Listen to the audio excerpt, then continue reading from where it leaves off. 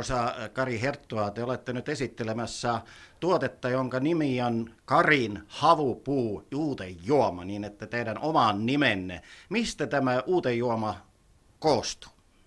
Tämä koostuu nuoren männyn kuoresta ja nilasta lähdeveteen.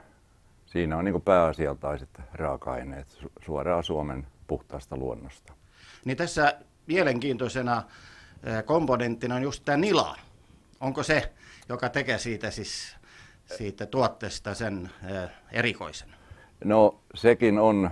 Aikoinaanhan Suomessa pettuleipä tehtiin nilasta silloin nälkävuosina, mutta tässä on myös tämä kuorikerros, jossa kulkee nämä ravinteet, puun kasvun edellytykset ja kaikki hyvät kivennäisaineet, flavonoidit, fenolit, antioksidantit ja muut. Että tämä kokonaisuus on se, aivan niin kuin tämä vanhan kansan ihminen mulle aikoinaan sanoi, että jos Kari alat tekemään tätä juomaa, niin muista aina, että se täytyy olla samalla aaltopituudella kuin ihmisen punaiset verisolut. Silloin se toimii. Sen takia tässä on tämä punainen väri ja se ei ole keinotekoinen. Niin me huomaamme, että siinä pullossa on myöskin joutsen merkki, niin että se on Suomessa saanut monia sellaisia tunnustuksia.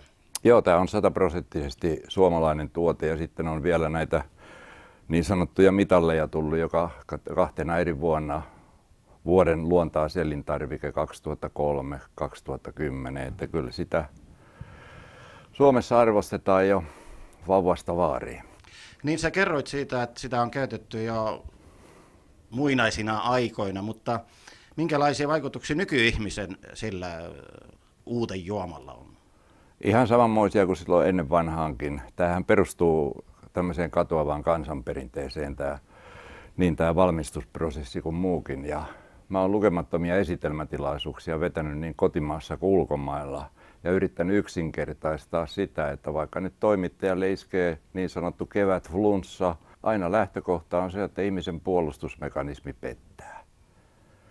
Ja se johtuu ravinnosta. Meidän nykypäivän ravinnolla ei ole enää mitään tekemistä luonnonmukaisuuden kanssa. Sä olet sitä myynyt jo 37 vuotta. Suomen markkinoilla tämän hetken kulutus on tuommoinen 500 000 pulloa.